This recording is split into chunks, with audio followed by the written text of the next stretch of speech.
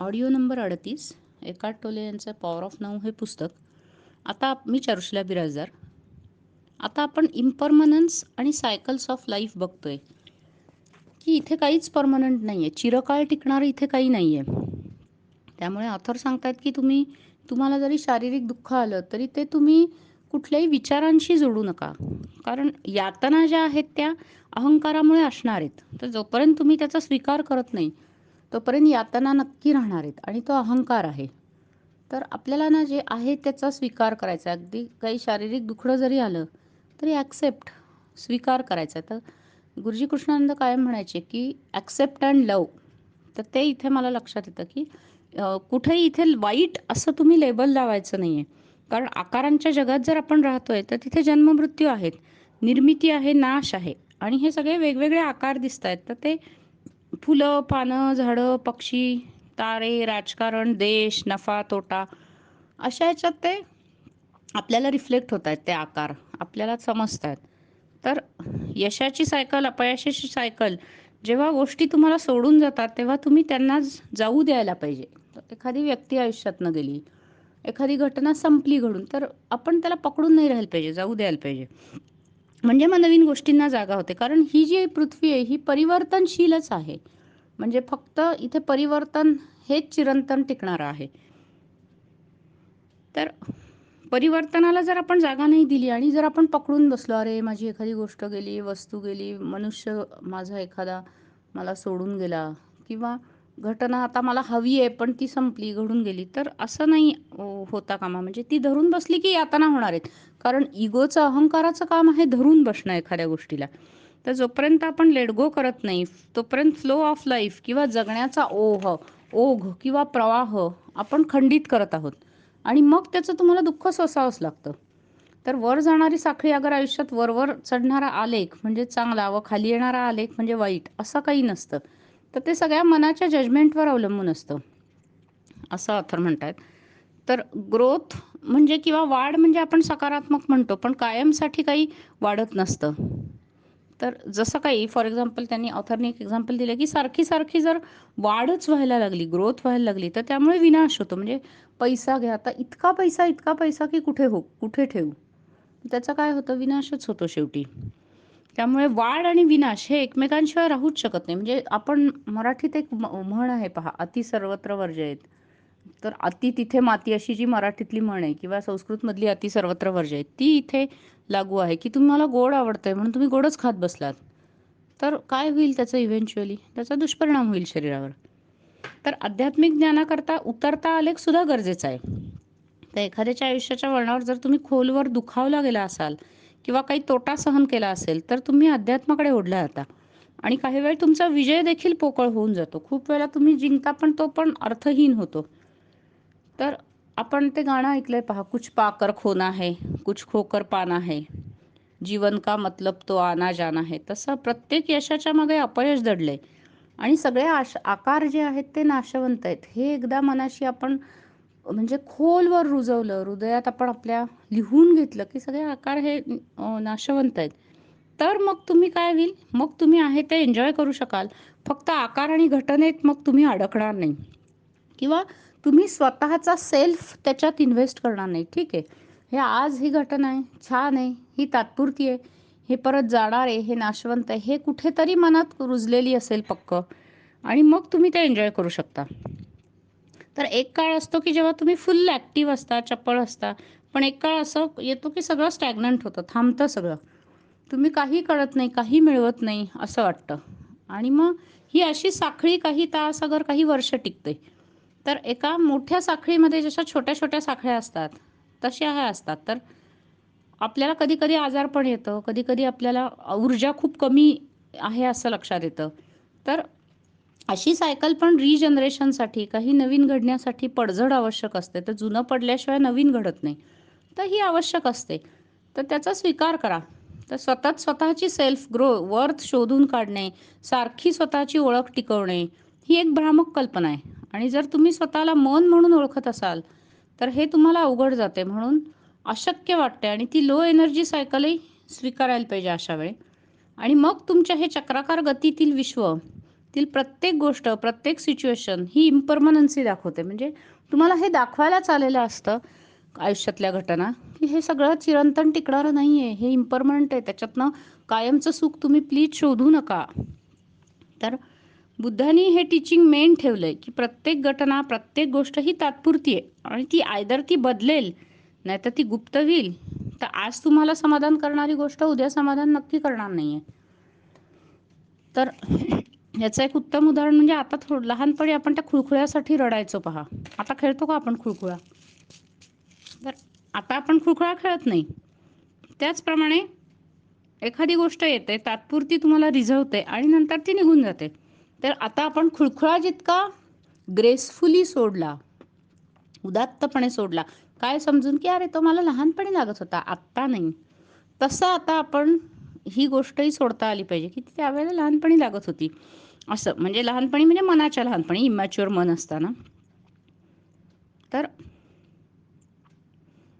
म्हणजे ज्या गोष्टी तुम्हाला आनंद देतात, स्वतःबद्दल छान फील करायला लावतात, त्या पण उद्या संपणार आहेत. रिलेशनशिप म्हणा, एखादी जागा म्हणा किंवा तुमचं समाजातलं स्थान म्हणा, तुमचं शरीर म्हणा. एकतर ते संपतं किंवा पूर्ण बदलते ती गोष्ट. तर असंही होतं की जी घटना काल अगर मागच्या वर्षी छान होती, ती अचानक वाईट होते. जी गोष्ट तुम्हाला आनंदी करत होते, ती गोष्ट आता तुम्हाला आनंदी करत नाही. फॉर एक्झाम्पल लग्न आणि हनीमून. नुकतंच लग्न झालंय, आनंद झालाय, हनीमून आहे आणि मग पुढे काय होतं? कित्येक वेळेला आपण बघतो की कित्येक फारकती झालेल्या आहेत, डिव्होर्सेस झालेले आहेत. तर मग ते दिवस संपतात आणि आपण दुःखी होतो. मग ते मन स्वीकारायला तयारच होत नाही, कारण मन तिथे जोडलेले असते. मग ते संपुष्टात येणाऱ्या घटनांना पकडते आणि बदलाला विरोध करते. आणि मग आपण जेव्हा बदलाला विरोध करतो, तेव्हा काय होतं आपल्याला असं वाटतं आपल्या एखाद्याच्या शरीराचा भागच आपला कापला जातोय. का? कारण आपण स्वतःला तिथे अडकवून ठेवलेलं असतं, इन्व्हेस्ट केलेलं असतं. सो त्यामागे त्याच्या धावायचं नाही. हे तात्पुरतं आहे म्हणायचं आणि सोडून द्यायचं. अर्थात हे सांगणं इतकं सोपं आहे, पण इम्प्लिमेंट करणं तेवढंच अवघड आहे. तर आपण खूपदा ऐकलं असेल, की एखाद्याची बाजारातली पत गेली किंवा एखाद्याचा पैसा गेला, तर काही नुकसान झालं किंवा एक नुकसान झालं तर एखादी व्यक्ती आजारी पडते. तर एक एक उदाहरण अजून त्यांनी दिलंय, की एक कलाकार होती, सिने कलाकार आणि ती म्हातारी झाल्यावर तिला ॲक्सेप्टच करू शकलं नाही, की तिचे सौंदर्य खूप कमी झाले आणि ती पूर्ण वेडी झाली. प्रचंड दुःखी झाली. तर तिचे सौंदर्य तिला आधी आनंद देत होते, पण नंतर तेच सौंदर्य तिला दुःख द्यायला लागले. जर ती स्वतःला आकाररहित, काळरहित, आतील ऊर्जा केंद्राशी संलग्न राहिली असती, तर तिने लक्ष ठेवले असते, की आता आपले हे बाह्य सौंदर्य फेडअप होतंय, नाहीसं होतंय आणि तिने ते शांततेने आणि पावित्र्याने स्वीकारलं असतं. उलट जर तिने आतील प्रकाशात तिचं संलग्न राहिली असती, आतील ऊर्जा केंद्राशी, प्रकाशाशी, तर तिचे बाह्यरूपही उजळून निघाले असते आणि मग तिचे बाह्यरूप आध्यात्मिक सौंदर्यात रूपांतरित झाले असते. पण तिला हे कोणी कधी सांगितलंच नाही, गाईडन्स मिळालाच नाही. सो मला असं वाटतं, की ह्याच्यावर आपण काम करायला पाहिजे. ही नकारात्मकता नाही, तर यात फक्त तुम्ही तुमचे स्वतःला ओळखणे आहे. म्हणजे तुम्ही तुमचे आयुष्य भासमानतेमध्ये जगणार नाही. तर म्हणजे एखादी गोष्ट तुम्ही काही ॲप्रिशिएट करू नका, त्याचा आनंद घेऊ नका असं नाही, अपेक्षा करू नका असं नाही. तर तुमची स्वतःची ओळख त्याच्यात शोधू नका. म्हणजे सगळं लक्ष पार एक्सटर्नल किंवा बाहेर देऊ नका. तर त्याच्यातनं कायमस्वरूपी आनंद नक्की मिळणार नाही आणि यातना आणि निराशाच तुम्हाला 100% मिळणार आहे. तर फक्त वरवर कृत्रिमरित्या तुम्हाला समाधान मिळेल. तर गोष्टी आणि घटना तुम्हाला आनंद देतील, पण यातनाही देतील. तर जॉय हा आतून येतो. त्यामुळे जॉय शोधा. जॉय याला आनंद असाच शब्द मराठीमध्ये मला मिळाला. जॉय आणि प्ले प्लेझरला. तर जॉय हा फक्त असण्याचा आनंद असतो, की ठीक आहे तुम्ही आहात. तर हा आतून येतो. तर वस्तू, घटना आणि माणसं ह्याच्यावर आपला जे आहे आनंद तो अवलंबून ठेवायचा नाही आहे आणि काहीही करून मिळवायचा असंही नाही. तो जॉय जो असतो तो आतून येतो. तर किती लोकांना कळतच नाही, की काही गोष्टी पझेस करून मुक्ती मिळत नाही. जर तुम्हाला एखादी गोष्ट आनंदच देत नसेल, तर ती मिळवून उपयोग काय? तर ते जे बुद्धिस्ट मॉन्क असतात, बौद्ध भिक्षू, ते सांगतात की 20 वर्षाच्या कालावधीमध्ये मी एकच शिकलो आणि ते म्हणजे जे जन्मते ते लोप पावते. त्यामुळे जे येते त्याला विरोध न करता स्वीकारायचे, जे जाते त्याला विरोध न करता जाऊ द्यायचे. तर आम्ही वर्तमान क्षण अलाऊ केला तर ह्या गोष्टींचे आणि घटनांचे क्षणभंगुरत्व आपल्याला पटते. आणि मग जर स्वीकारले तर मग आपल्याला आरामात शांती मिळू शकते, प्लेजर मिळू शकतं, आनंद मिळू शकतो. तर जीवनाला कुठलाही विरोध न करणे म्हणजे उदारता, सहजपणा आणि हलकेपणाची स्थिती आहे. तर विरोध नाही करायचा.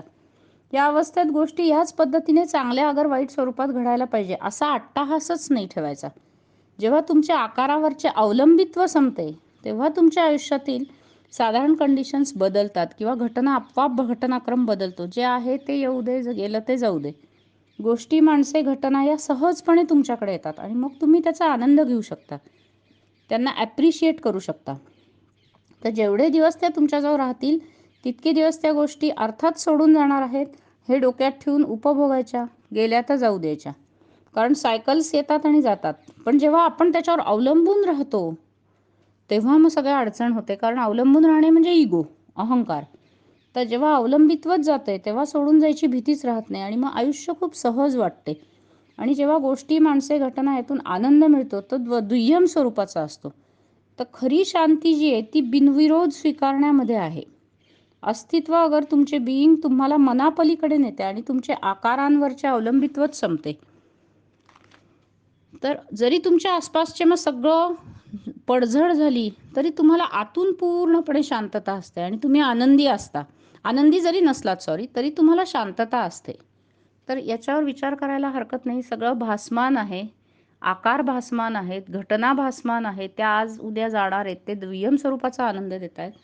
त्यामुळे ह्याच्यावर आपण आता काम करूया आणि वस्तू, घटना आणि माणसे याच्यावर आपलं जे पूर्णपणे अवलंबित्व असतं आनंदासाठी ते आपण थोडंसं कमी करूया, आपलं परावलंबित्व. आणि आपण आत्मनिर्भर थोडक्यात म्हणूया, बनूया आणि स्वतःवर, आपल्या आनंदासाठी, सुखासाठी स्वतःवर अवलंबून राहण्याचा प्रयत्न करूया. आभारी आहे.